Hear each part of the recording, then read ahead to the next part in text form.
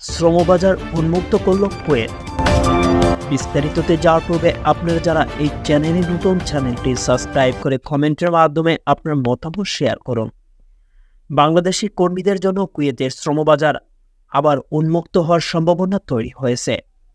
গত 29 এপ্রিল কুয়েতের গণমাধ্যম প্রকাশিত খবরে বলা হয়, শ্রমবাজারে বিদেশি কর্মী নিয়োগে সব ধরনের বিধিনিষেধ তুলে নেওয়া হয়েছে।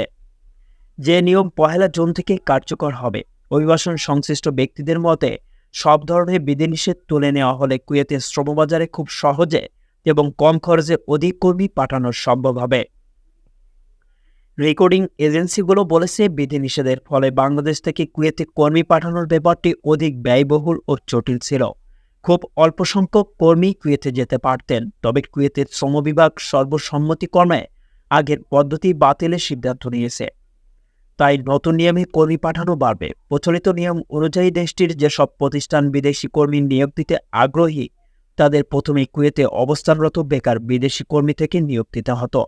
এরপর তাদের কর্মী চাহিদার একটি নির্দিষ্ট অংশে শুধু নতুন বিদেশি কর্মী নিয়োগ দেওয়া যেত। 1 জুন থেকে এই নিয়ম আরও থাকছে না। বাংলাদেশ জনশক্তি কর্মসংস্থান ও প্রশিক্ষণ ব্যুরোর তথ্য অনুযায়ী 1976 থেকে 2024 সালের মার্চ পর্যন্ত 6,96,889 জন বাংলাদেশি কর্মী কুয়েতে গেছেন। এর মধ্যে 1976 থেকে 2016 সালের মার্চ পর্যন্ত 40 বছরে প্রায় 5,05,047 জন বাংলাদেশি গেছেন। 2016 সালের মার্চ থেকে 2024 সালের মার্চ পর্যন্ত 8 বছরে গেছেন 1,91,842 জন।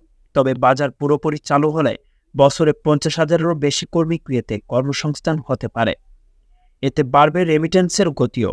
সংবাদের এ পর্যন্তই। পরবর্তী নিউজ আপডেট পেতে আমাদের সাথেই থাকুন। ধন্যবাদ।